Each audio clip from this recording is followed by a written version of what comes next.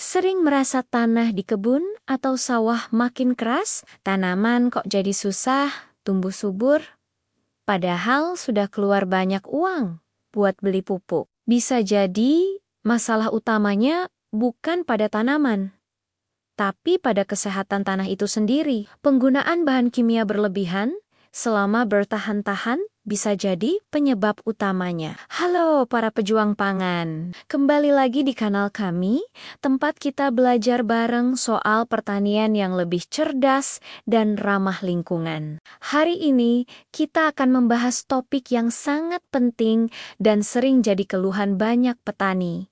Tanah rusak karena bahan kimia.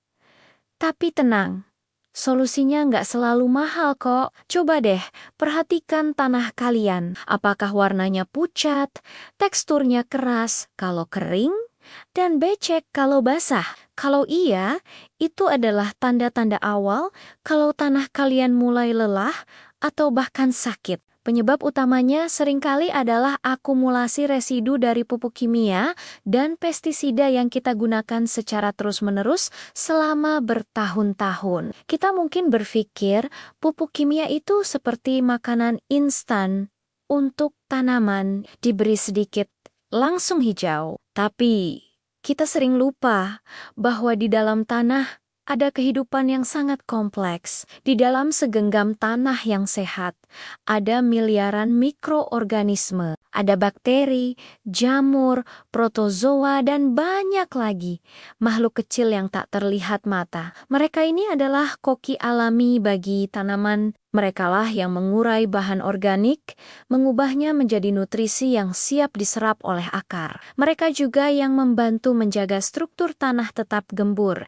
sehingga air dan udara bisa masuk dengan mudah. Nah, ketika kita terus-menerus menyiram tanah dengan pupuk kimia dosis tinggi dan pestisida, kita sebenarnya sedang membunuh para koki ini. Ibaratnya, kita meracuni ekosistem mini yang ada di bawah kaki kita. Pupuk kimia, terutama yang mengandung nitrogen tinggi seperti urea, jika digunakan berlebihan, bisa membuat tanah menjadi asam. Kondisi asam ini tidak disukai oleh sebagian besar mikroorganisme baik. Sementara itu, pestisida, sesuai namanya, tidak hanya membunuh hama, tapi juga bisa membunuh serangga dan mikroba baik yang ada di tanah. Akibatnya apa? Ketika mikroorganisme ini mati, siklus alami penyediaan nutrisi terganggu, tanah kehilangan kemampuannya untuk menahan air dan nutrisi. Strukturnya menjadi padat dan keras. Tanaman jadi makin bergantung pada pupuk kimia buatan. Karena pabrik pupuk alami di dalam tanah sudah rusak. Ini seperti lingkaran setan kan? Makin rusak tanahnya, makin banyak pupuk kimia yang kita butuhkan, dan makin banyak pupuk yang kita pakai, makin rusak pula tanahnya. Hasil panen mungkin stabil untuk sementara, tapi biayanya makin membengkak, dan kesehatan tanah makin menurun. Lalu, bagaimana cara memutus lingkaran setan ini? Apakah kita harus berhenti total pakai pupuk kimia? Tidak. Kuncinya adalah keseimbangan dan mengembalikan kehidupan ke dalam tanah. Kita harus mulai berpikir untuk memberi makan tanah. Bukan hanya memberi makan tanaman, langkah pertama dan paling mendasar adalah dengan mengembalikan bahan organik ke dalam tanah. Ini adalah makanan utama bagi para mikroorganisme. Apa saja bahan organik itu? Banyak sekali dan mudah didapat. Sisa-sisa panen seperti jerami padi, batang jagung, atau daun-daunan jangan dibakar. Cincang dan sebarkan kembali ke lahan. Ini adalah sumber karbon yang sangat baik. Lalu ada pupuk kandang, entah itu dari kotoran sapi, kambing, atau ayam. Pupuk kandang adalah sumber nutrisi dan mikroba yang luar biasa. Pastikan pupuk kandang sudah matang atau terkomposisi dengan baik ya, supaya tidak membawa penyakit. Membuat kompos sendiri dari sisa dapur atau sampah organik juga merupakan cara yang sangat efektif. Proses pengomposan ini bisa kita percepat dengan bantuan bioaktivator atau yang sering kita kenal dengan decomposer. Contoh yang paling populer adalah M4 Effective Microorganisms 4. Cairan ini berisi campuran berbagai mikroorganisme, baik yang bisa mempercepat penguraian bahan organik. Cara pakainya gampang, cukup larutkan M4 dan molase atau gula merah dengan air, lalu semprotkan ke tumpukan bahan organik atau langsung ke lahan. Mikroba-mikroba ini akan langsung bekerja mengurai bahan organik menjadi humus yang merupakan inti dari kesuburan tanah.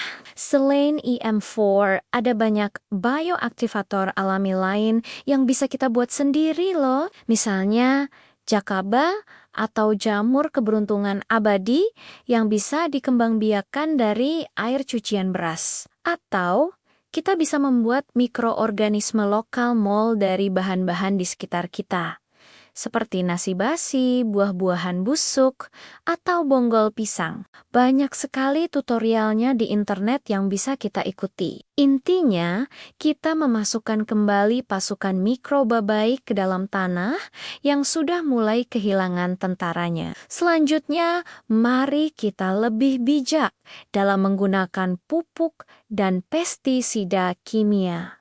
Mulailah dengan mengurangi dosisnya secara bertahap. Ketika bahan organik di tanah kita sudah melimpah dan mikroorganisme sudah aktif kembali, kemampuan tanah untuk menyediakan nutrisi secara alami akan meningkat. Dengan begitu, ketergantungan pada pupuk kimia bisa kita kurangi. Untuk pengendalian hama, coba prioritaskan metode pengendalian hama terpadu PHT. Gunakan pestisida nabati yang bisa dibuat dari daun mimba, bawang putih, atau tembakau. Pasang perangkap serangga atau manfaatkan musuh alami hama. Pestisida kimia sebaiknya menjadi pilihan terakhir ketika serangan sudah di luar kendali.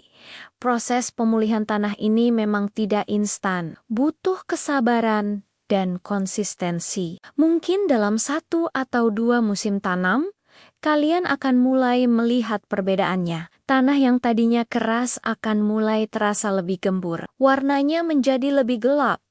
Tanda kandungan bahan organiknya meningkat. Cacing tanah, yang merupakan indikator tanah sehat, akan mulai bermunculan kembali. Mereka adalah insinyur tanah alami yang membuat terowongan-terowongan kecil, membantu aerasi dan drainase tanah. Pada Acornia, tanaman yang tumbuh di tanah yang sehat akan jauh lebih kuat. Akarnya lebih mudah menembus tanah untuk mencari air dan nutrisi. Tanaman jadi tidak gampang stres dan lebih tahan terhadap serangan penyakit. Hasilnya, panen yang melimpah dan berkualitas dengan biaya input yang lebih rendah dalam jangka panjang. Investasi pada kesehatan tanah adalah investasi terbaik yang bisa dilakukan seorang petani. Jadi, jangan tunggu sampai tanah kalian rusak parah dan tidak bisa ditanami lagi. Mulailah dari sekarang,